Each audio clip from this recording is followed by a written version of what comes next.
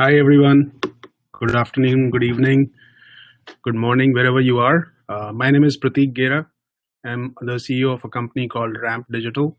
We are a company based in Silicon Valley in California, and we work on industrial IoT solutions, deployment of the solutions for customers.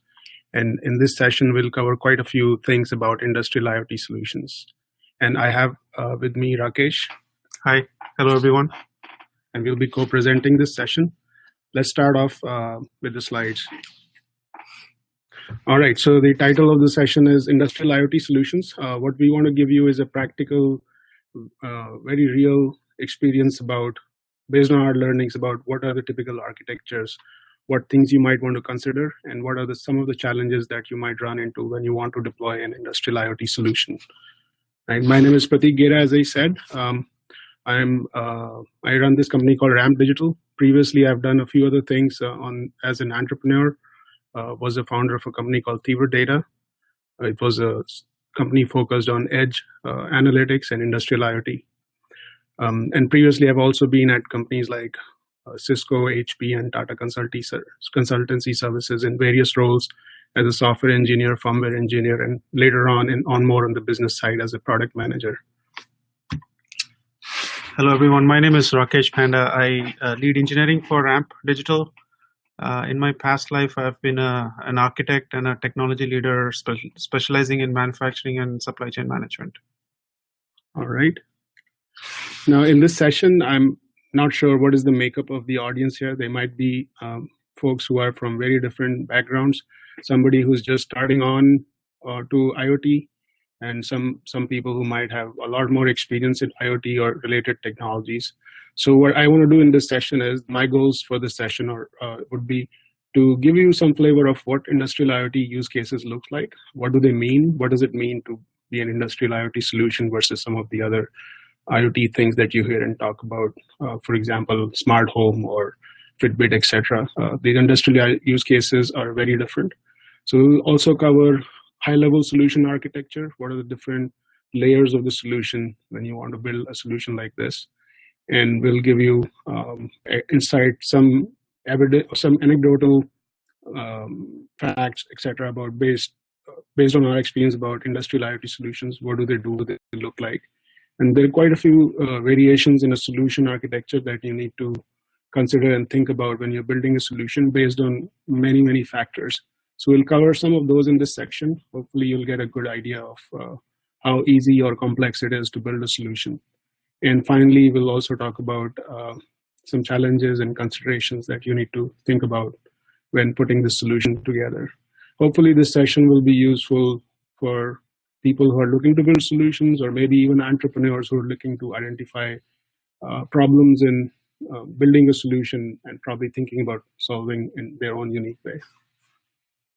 So one example here about industrial IoT solutions is from a manufacturing vertical, where we worked on a project for a bottling plant company, or rather a company that makes machines for bottling plants. Right? And what they were trying to figure out or do was have a better understanding of how much downtime do they have in running their machines and equipment. And their machine is a very complex machine, which has 5 different smaller machines which make up the entire bottling line, right? And they did not have a very good understanding of how many times does the line go down, and which of the 5 machines is mostly responsible for the downtime. Why does it happen, and what can potentially be done to improve that situation, right? So in this case, the solution was to instrument the line with additional sensors, also instrument, or rather pull data from existing sensors and PLC that already existed on the machine, and pull data to understand the utilization of the machine, understand various factors like vibration or noise levels that are being generated by the machine, and use that data to do analytics and measure certain KPIs about the machine to get a customer a better understanding of their machines when they are in an operating environment at a final bottling plant. So this is one example of an IoT solution in manufacturing. Another example, this is, I would say, not so much industrial, but more enterprise IoT use case. And this is for this is in context of a large medical equipment distribution and servicing company that distributes equipment to all the dental offices, or a lot of dental offices in the US and Canada. They distribute things like your sterilizers, X-ray machines, dental chairs, air compressors that are used in dental surgeries, and they service those equipment as well. These guys have thousands of offices that they need to service, dental offices, and one of the problems that they face is that sometimes they end up sending a service person to the location because somebody from the dental office has called about a machine not performing. They end up there, they do their analysis and find out that they didn't bring the right part to fix the machine. Or maybe it was a simple thing that did not require a trip to the site, and they could have just instructed somebody on site, a customer's representative on site, to take some action to fix the problem. Right? So there are huge costs associated with sending somebody on site to service a problem. And what this customer is looking to do is build a solution which gives them remote visibility and diagnostics into the fleet of equipment that they deploy and service at the dental locations. Right? So this solution also falls under the enterprise IoT sort of use case. Another example is elevator maintenance. This is a company, a similar kind of a company as in the medical device company, but these guys are responsible for servicing and keeping elevators running in hundreds of customer locations and buildings in Europe. They have to make routine maintenance trips to elevators to find out if they are operating at the optimal level, if they are the motion of the elevators is not jerky, the doors are opening and closing fine at the right rate, and they also need to ensure that the elevator stops at the right floor level, like within half an inch of the floor level on each floor, because there are certain regulatory requirements and compliance requirements which regulate the elevator industry. So in this case, the main objective for the customer was to reduce or contain their maintenance costs, ongoing maintenance costs, so that they don't have to send somebody periodically just to make certain measurements, just to observe something and bring the data back, right? Rather, if there was a set of sensors and communication equipment which continuously monitors the elevators, the health of the elevators, and other things that are important from a regulatory perspective. For example, what is the lighting condition in the cabin car? What is the noise level of the elevator as it moves? And if the motion of the elevator is stopping and starting motion of the elevator is smooth or not. Right? So this solution kind of requires building a custom unit, which I would call an embedded kit or a retrofit kit rather, which can be deployed at each elevator which is already in service. So we're not talking about placing net new elevators, new technology, but rather existing elevators that can be fitted in with a few sensors and a small compute box with some communication unit that can relay data up to the cloud, and you can have all sorts of applications to monitor the health of the equipment from a central location for a fleet of thousands of elevators. Hopefully this gives you a flavor of what industrial IoT means. And out here in this slide, what I'm showcasing is there are various objectives from a customer perspective when they're looking to build an IoT solution. At this point, mostly customers are thinking about the bottom three values here: see, measure, and manage. What that means is they want to get a better understanding of what their equipment, if their equipment is in the location it is supposed to be. Is it on or off? Is it operating?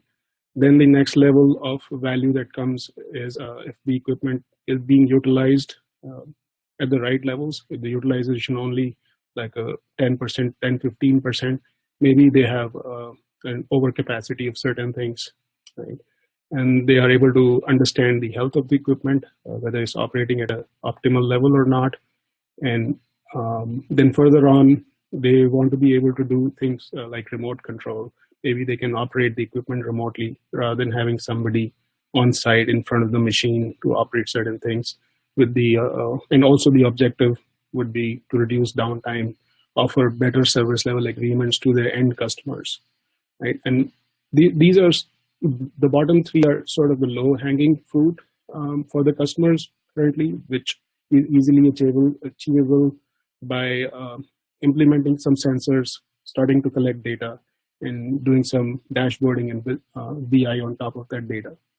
Right? The higher value that will come, and some of the customers who are more advanced in their digitization and IoT efforts have already started to think about is how do we use this data for doing things like predictive maintenance. Right?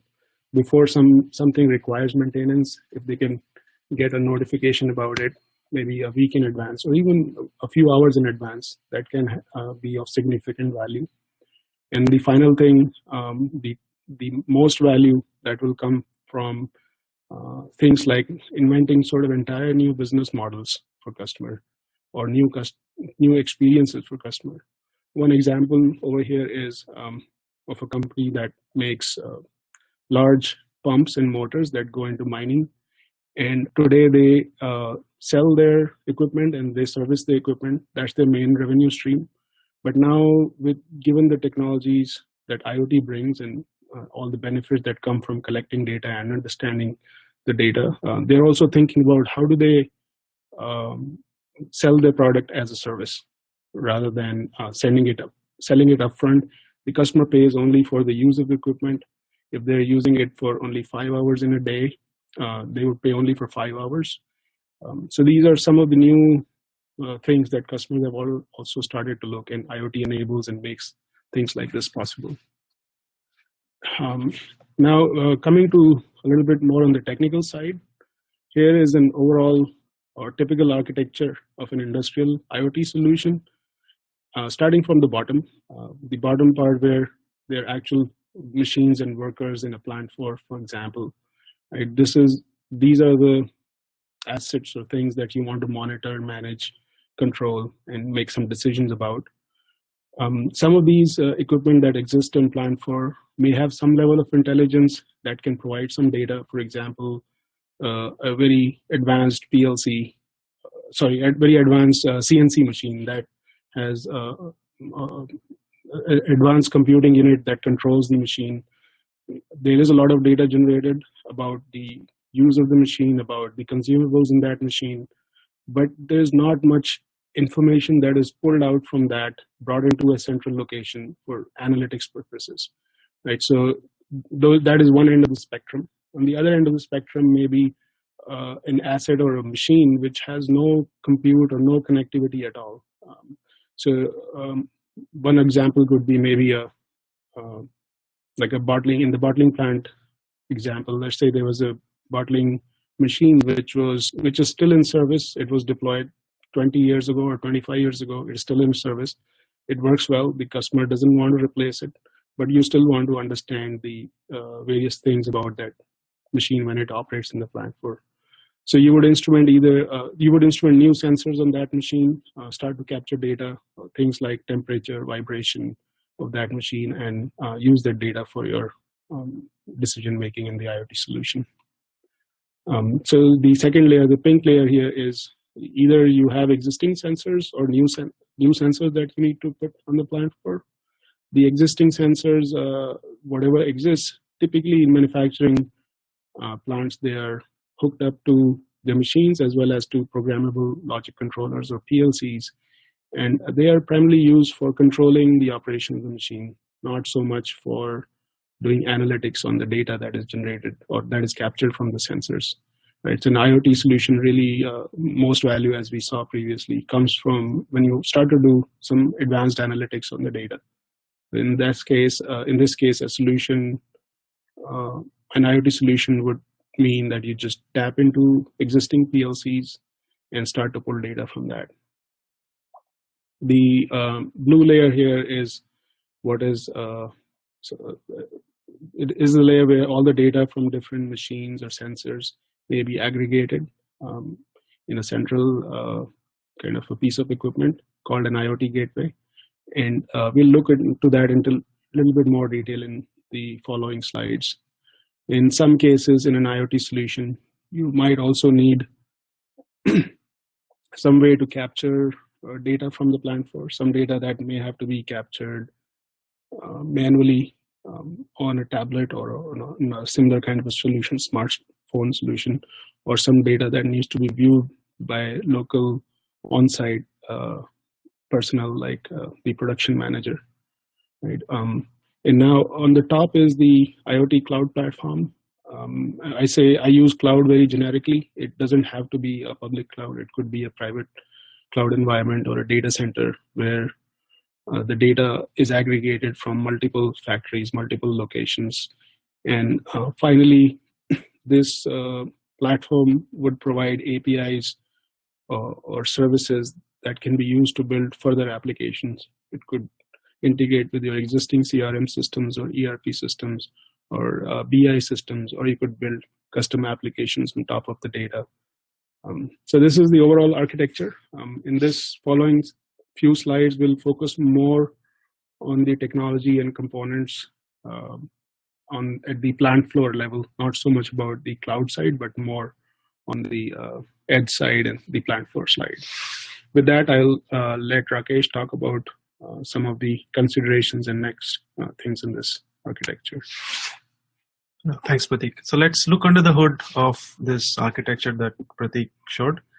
There are 3 or 4 different types of components in a typical IoT architecture, starting with sensors. We all know what sensors do. They sense some kind of physical attributes and also send that data over to a centralized place where we can do analysis or analytics and take some action. Connectors are typically, so these sensors that you see on the screen, they are industrial grade sensors. One of the things to look for when you're selecting sensors is to look at the operating environment and look at something called ingress protection or IP ratings. Every sensor is suitable for a certain kind of environment. You need to pick the right sensor for that environment.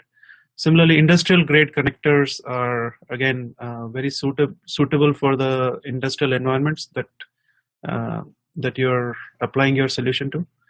The next component of this architecture is something called a controller. This doesn't come up often in architecture discussions, but this is again very important component of your overall IoT solution. The primary responsibility of a controller is to set up, calibrate, and control multiple sensors in the network. The third component that plays a role in this architecture is a gateway. It's the primary role of a gateway is to convert from proprietary protocols that different vendors have on the plant floor. These vendors typically sell sensors and controllers. The role of the gateway is to convert from these proprietary protocols into standard protocols such as Internet Protocol or IP. And also, in many cases, there is just a deluge of data coming from these sensors. To be able to send all the data to the cloud doesn't make any sense. It's very expensive. There is typically some local processing which consolidates this data. And also, in cases where the network goes down, be able to archive or rather cache some of the data locally so that we can deal with intermittent connections. So these are the 3 broad types of equipment in a typical architecture. I'm not going to cover the cloud or data center that Prateek talked about, but that's the 4th component which is key to the architecture layers. This slide talks about the typical communication protocols between the different components. So typically within the sensor and the controller, we have something called personal area network. These typically are either wired or wireless. Wireless could be Bluetooth. Wired could be either an analog connection, wired connection between the controller and the sensor, or digital connection such as a serial port connection between the sensor and the controller. These tend to be in smaller ranges up to 50 meters or so, and in many cases the protocol that is used to communicate between the sensor and the controller is proprietary. It's controlled by the vendor. In most cases, the sensor and the controller are sold by the same vendor. The next communication layer is between the controller and the gateway. Typically, it's used. It uses LAN technologies such as Wi-Fi, 6LoWPAN, which is a mesh network technology, or even wired Ethernet in many cases. It really depends on your environment. If you have a remote environment where wired connections are not feasible, then use one of the wireless technologies as a physical layer, but most reliable are wired connections such as Ethernet. In the network layer, there is again a number of proprietary protocols which have been around for decades. Things such as Modbus or Profibus, which have been around in the industry for a long time. Machines still talk these protocols, and it's not feasible in many cases to go change these. And I think, as Prateek mentioned, one of the main reasons for having a gateway is to convert from these proprietary protocols to standard protocols such as IP or MQTT. So the application layer, you typically have CoAP, MQTT. Those are the popular protocols to communicate between the controller and the gateway. Moving on to the next layer, the wide area network is again depends on your environment. If it is a connected factory, then you probably have internet connection at the factory, but in many cases we see that the network in the factory is an isolated network, and plant managers are really skittish about allowing any internet access. So in many cases you will see that the best way to connect back to your data center is over the top using either LTE, or even, if it's really remote where you don't have even good power, then even low power technologies like LoRa.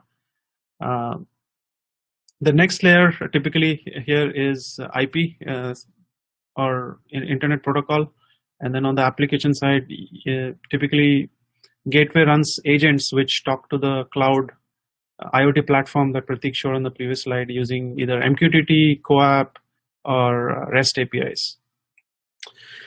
Well, this slide talks about the different gateway options. I've tried to go from very inexpensive, broad spectrum gateways to more specialized, going from left to right. So start with the Raspberry Pi. This is something that many of you are familiar with. For many use cases, this just might be the right platform. If you're looking at lower amount of processing on the edge, then this just might be the right gateway for you. The next is Advantech, which is again extremely cost competitive as well as feature rich gateway, and typically Linux based. Again, depending on your use case and what kind of peripherals you're trying to hook up, this might be the right platform to you. Going right, Dell 3000, 5000, these are ruggedized industrial grade gateways from Dell. Or Cisco. Cisco has their industrial routers 809, 829. So these devices typically combine both networking functionality as well as local processing. So you can run a lot of your local processing on these gateways. You don't have to buy a separate gateway just to do that. And on the right is an interesting one where you have super specialized high resource computing needs. You go for very specialized gateways like the GE GoLink. This one is used on locomotives, and GE calls it a data center in a box. In terms of storage, it has terabytes of storage, very high computing power, as well as various kinds of networking supported on this platform.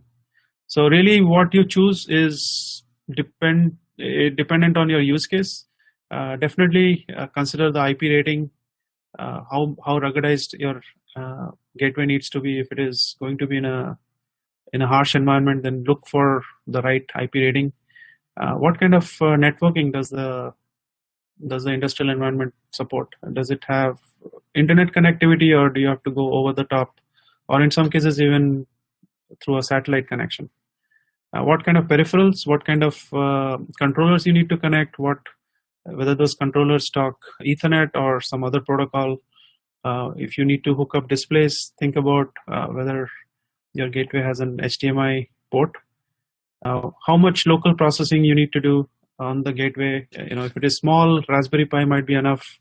If it is very specialized, a lot of processing, then probably you want to consider something specialized.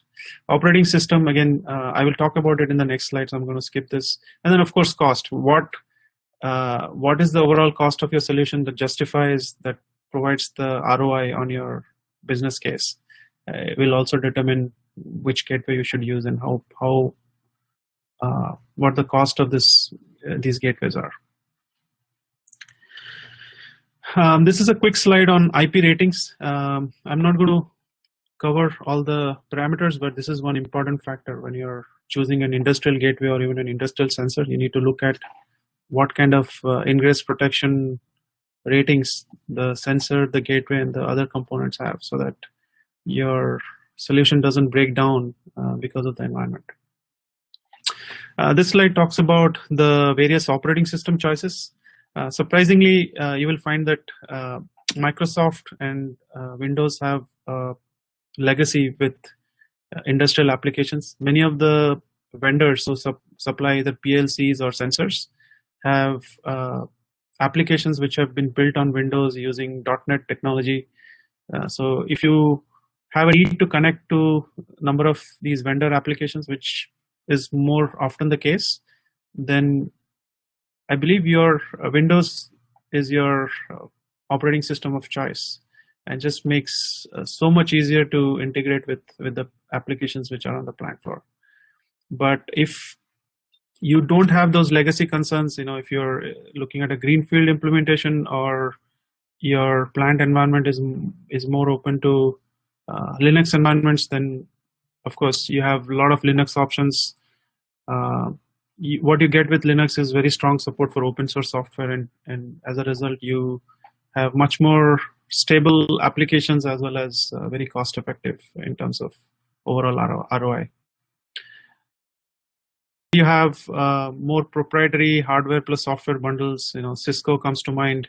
What Cisco does really good is they have a platform that is very resilient. It can run for days without going down or freezing on you, so much less maintenance. But of course it is not open, so you have some degree of vendor lock-in. And then also, if your environment in the plant is very networking focused, then you have some synergies with Cisco, because you can do both your compute as well as networking on the same platform. And it's hard to miss the Raspberry Pi as a platform, which is very economical, and in some cases where you have a solution like a packaged solution, and there is a need to include a gateway. Raspberry Pi is a very cost-effective as well as sufficiently feature-rich platform to meet your need. One example comes to mind is a company that sells that measures footfalls using these floor mats, and these are typically used in a retail environment. Scanalytics is the name of the company, and they bundle a Raspberry Pi as their gateway of choice. And similarly, there are other industrial solutions which use this Raspberry Pi as a platform. Over to Prateek. Yeah, so here I want to touch upon, and we're talking about industrial IoT solutions, we can't miss fog software. There's a lot of buzz today about fog software, edge analytics, and all that. So I just want to briefly cover on that and touch upon that. What is the need for fog software in industrial IoT solution? There are a few factors to consider. I probably have not listed all of those. There are a few important ones that kind of dictate the need for fog software. One is edge analytics and data aggregation. Right? When you talk about pulling data from multiple sensors in a plant floor, sometimes even hundreds or thousands of sensors. You want to be able to aggregate the data at a central place, which is the edge, which is the IoT gateway where your Spark software would run, because you don't want to open a network connection from all of your endpoint devices, all of your sensors, all the way up to the cloud. It's better to aggregate the data and then send a consolidated data stream. At the same point, when you're aggregating the data, it gives you an opportunity to reduce the amount of data that you're going to send. It doesn't make sense to send all of the data. And sometimes it can be very costly as well if you're over an expensive network connection like a cellular or a satellite connection. So some sort of edge analytics it makes sense to reduce the amount of data, extract information out of the data, and send only bits and bytes that are necessary for your solution, not send everything up to the cloud. The second factor for which you need fog software or edge software is the protocol translation we spoke about. Even in one factory location or one solution, there might be many different protocols that come into play because of multi-vendor situation. You might have some PLCs from Honeywell, something from Allen Bradley, or some from maybe your other robotics arm from Fanuc or something like that. And you want to be able to pull the data from all of these machines, but at the same time provide a unified interface to your applications in the cloud, which means you convert from all of these protocols to something like an MQTT data stream, which all your application in the cloud would use and use the data from. The third one here is security or like sensitive information. Sometimes customers in manufacturing locations or manufacturing kind of environment, or even oil and gas, they have sensitive data on the plant floor about how the machines operate, what kind of machines or equipment are in place. They don't want to send all of that data. They're hesitant to send all of that data, even if you have a lot of encryption and security measures. They want to be in a situation where all of this non-essential data from a solution perspective does not go out from the plant floor. So here, when you are collecting the data from all of the equipment and normalizing and doing analytics on it, that becomes another opportunity to not send confidential information or data tags upstream, and send only what is derived information from that data. Right? The fourth factor why you need a fog software is for latency reasons. In certain applications or use cases, you cannot tolerate the latency of sending the data up to the cloud, making a decision from the software in the cloud, and taking some action back in the factory. For example, if you have an alarm trip that happens in a location which has some chemical hazards, or you don't want to make a decision on that situation and suffer a latency of a few seconds or maybe a minute before something can happen on that data. You rather take an action on site from the rules or compute that is local in the factory, and that is the job. That becomes the job of the fog software then, to be able to take those actions on certain kinds of data. Right. With that, we are coming close to the end of our presentation, and I want to talk a little bit about practical challenges that you might face when you're going to deploy an industrial IoT solution. There's not a complete list by no means it's a complete list. It gives you a flavor of a few things that you might run into or want to think about when you start to deploy a solution. One is connectivity. The connectivity or availability of connectivity in the plant floors and manufacturing locations can vary a lot. There may not be any network connectivity available, either wired or even cellular connectivity may not be available at the location. So you need to know that beforehand before you go into installation. And even if there is connectivity, it may not be available to you. One example is that typically in plant floors, the plant floor network is air gapped from the corporate network, which means that your applications on the plant floor cannot go out of the corporate network into the cloud. And so in that case, even though there is network, you probably have to think about over-the-top, over cellular, of course, with taking consulting with the customer, you have to think about how do I get this data out into my data center or my cloud environment. The second challenge to think about. It seems like it is trivial, but actually is non-trivial. Could be noise in the factory floor, noise, just audio noise, or from the operations of the machines. If you are going to deploy something and you need to understand the deployment environment or talk about the installation with the staff on the floor, it's better to do all of that preparation beforehand outside of the plant floor, because you won't be able to have much of meaningful conversation on the plant floor itself. And there might be hazardous environments as well. So make sure you have the right kind of certifications, clearances, or people to guide you when you're going to install in these kind of environments. The third one is an interesting one where if you want to install a solution or deploy a solution which has some new sensors, and that might require you to shut down the equipment or the production in a factory floor, but it may not be possible. The customer doesn't want to have that. One example here is, I can give you, is the elevator use case that we were looking at earlier in the presentation. When we were designing the overall solution, one of the key requirements from the customer was that when you're installing the gateway and the sensors, the install time cannot be more than 30 minutes because they don't want to keep the elevator down for an entire day just for installing the IoT solution. So this whole solution has to be designed. That becomes a very important factor in selecting the sensor technologies even to design the solution. The other ones here are power and battery life management.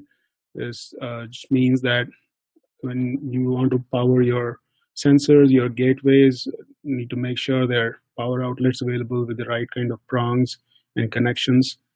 If you're going to install a battery power sensor, you need to think about how often the battery might need to be replaced in that environment. And given that the installation can be very difficult, so you want to kind of think about that factor and not have a sensor or a technology that requires replacing batteries frequently. And finally, things around how are you going to mount the equipment? Are there right kind of cables and connections available? How are you going to run the cables from the sensors to the gateway? Some of those things also become important. So this essentially means that there's a lot of pre-planning required so that you can get in and get out of your install location. Maybe plan so that you're half a day for install. But for that, a lot of orchestration and planning is required in the back before you go into the environment. Finally, to close, some of the top learnings we have had so far while deploying IoT solutions. One of the interesting things is there are a lot of platforms available. There's a lot of choice available, but no two platforms are same. The IoT platform phrase or terminology kind of means different things to different people. All platforms are not equal. For your solution, you got to pick a platform based on your needs, based on the vertical sometimes. For example, if you're building a transportation and logistics solution, does the platform have mapping capabilities and GPS or geofencing kind of capabilities? Some of them may not have that. So you got to think about things like that, even though they kind of claim to be IoT platforms, but they might be more suited for one use case versus another. Another thing to think about, or one other learning that we've had, is there's a lot of investment by the customers in manufacturing sort of situations or factory situations in automation technologies that has a refresh cycle of perhaps 10 years or even 20 years. And just for building a new solution, they don't want to rip and replace and put new stuff in, which means you got to have a plan to integrate with those existing systems and legacy systems. Then on the same lines, the other factor is, or other learning is, that building a full IoT solution needs many different kinds of technologies and skills. Like I'm talking about people skills here, for example, technological skills like programming skills and knowledge and skills about different kinds of protocols. So you might need to, when you're building a solution, you need to think carefully about your resource availability, what skills do they have, and what you might run into. They can be things all the way from embedded software to different protocols and cloud technologies that your engineers or your resources need to be comfortable and be able to work with those. Finally, a very clear use case, an ROI, an understanding of customers' business on why are they trying to do something goes a very long way. It helps you select the right equipment, right sensors, right hardware, right software, and sometimes understanding the business also helps you understand, also helps you pick the right kind of sensors for that particular use case. With that, I want to open it up for Q&A. We can ask questions on the chat window here, and later on even email us if you need to do that. So let's start with this one here. What's the best way to protect the IoT setup from cybersecurity risks? You want to take a stab at it? Yeah, sure. So first of all, we need to piggyback on the existing security environment. We are not going to report the existing security infrastructure in the plant.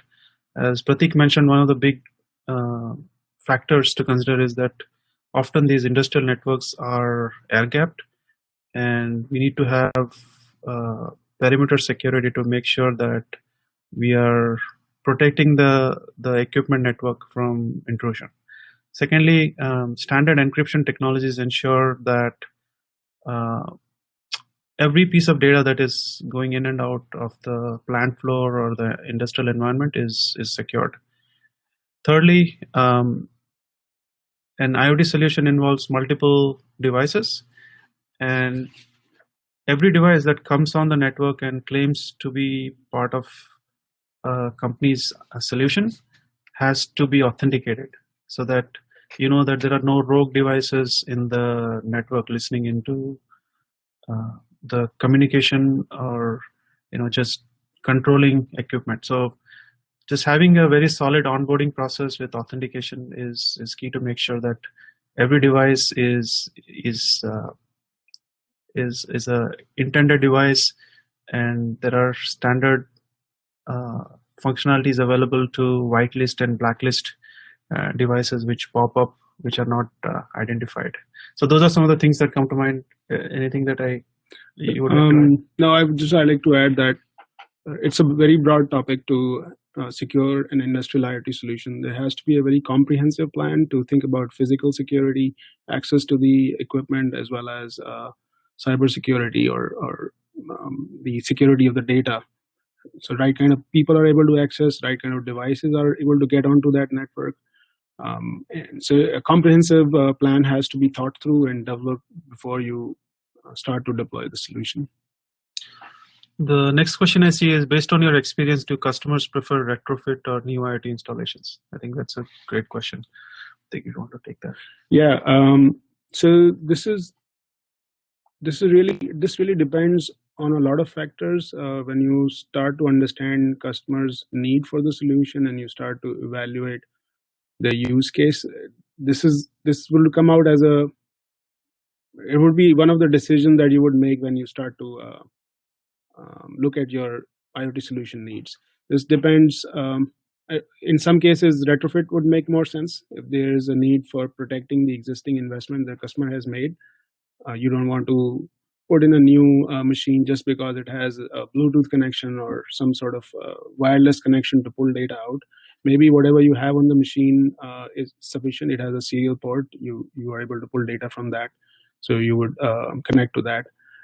In some cases, maybe there is no data connection or no sort of interface available to pull any kind of data. Then you might want to put on a new you want to put on an embedded compute unit with sensors that can help you understand the metrics associated with that machine. So retrofit would make more sense. For example, in the elevator maintenance use case I was talking about, these are the elevators that are already in service. Just because you want to employ an IoT solution, it doesn't make sense to put in new elevators with connectivity, which gather all of that data. So retrofit made more sense in that case. And given the refresh cycles you talked about, my experience is we see more retrofit use cases than Greenfield in general. Yep, I agree. The next question is, have you connected existing PLCs with new IoT setup? Answer is yes, all the time. If you have machinery on the plant and if it's a modern industrial setup, you cannot escape from PLCs and having to gather a lot of PLC data to make sense of what's happening on the plant floor, on the line. So yeah, almost always we have some kind of connectivity with the PLCs. Yeah, and the way you would do that in short, the way you would do that is run some software in the IoT edge gateway that we spoke about, which would talk in the same language the talks and convert that data standard format which IoT applications understand, like MQTT. So that's the way you would connect to the PLC. I guess you answered the next question. How do you deal with Profibus, Rockwell automation, and other protocols? So let me take a stab at this in addition to what you mentioned. So like Prateek said, there is you need the gateway to convert from these proprietary protocols from Rockwell automation, either Ethernet IP or other protocols, convert that into standard protocols such as either MQTT or convert or write up, either adapt a program. There are quite a few adapters available commercially, as well as we have seen cases where we have been able to take open source and convert that so that you can read these proprietary protocols like Ethernet IP and convert that into a standard data model. These adapters do the conversion which run on the gateway. That's how we convert from proprietary to standardized. Okay, recommendations. What are the recommendations or checklists for retrofit applications? I'm not sure I fully understand the question. Let me take a stab at it. Checklist for retrofit applications. Okay, I'm trying to think what does the question mean, or what is the intent of this question. I'm reading that as retrofit use cases. So what are some of the things to consider when you have a retrofit use case? Okay. So, what are the things to consider when you're selecting overlay sensors? I would say almost always for the overlay sensors themselves, goes without saying that do a very good inspection of the equipment where these overlay sensors are going to be mounted. Make sure that these are the right sensors for these equipment. Based on your environment, these overlay sensors might have to be IP rated one way or the other. Second is networking. Most of the times you will have an over-the-top network instead of connecting to the plant network. So think about cellular in most cases. In terms of gateway, again, the choice depends on what kind of local edge processing you want to do.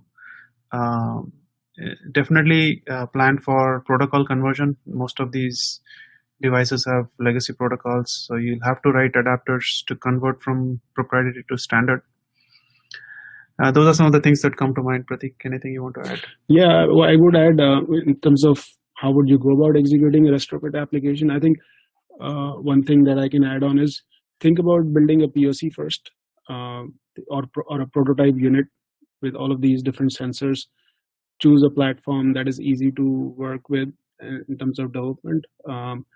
You had to think about all of the business goals as well, or restrictions placed because of the business requirements. For example, in a retrofit use case, a customer might give you a need that the entire retrofit kit cannot be more than a few $100s, because otherwise it won't justify the ROI. So you got to work with some of the constraints like that. Another constraint I mentioned previously was that the entire installation for the kit should not take more than half an hour. It might be different from one customer to another or one use case to another, but that gives you a flavor of a business requirement that will place requirements on your sensor selection even. And this is interesting because half an hour install for the retrofit kit and an elevator, which means that if you were to measure the or you wanted to identify which floor is the elevator at currently, you cannot deploy a solution or a technology that something like a printed barcode that goes from the top of the building to the bottom of the building, and then you can measure where the elevator car is at, because the installation of a system like that for a system like that could take entire day, right? So that is totally out then in terms of how do you measure where the elevator car is in a 10-story shaft, right? So you have to think about other technology options available, right? So build a prototype. Then you might have to iterate on it a few times, deploy that, find out practical problems with that, whether they're connectivity problems or sensing problems, and then iterate on that to build a next level retrofit kit, right? And then finally, you have to also think about how are you going to manufacture that at scale. I mean, depending on your use case, whether finally you would require a few hundred units or your use case requires a few thousand or maybe millions. Depending on that, your costs may vary a lot for the hardware. Yeah, with that, we'd like to end the session. Hopefully it was useful. If you have any further questions, you can reach out to us. We'll have the email IDs in the presentation, as well as you can visit our website and reach us that way. The website is called http://ramp.digital. No .com or anything, but ramp.digital. All right. Thanks, folks. Thank you for your time. All right. Bye. Bye.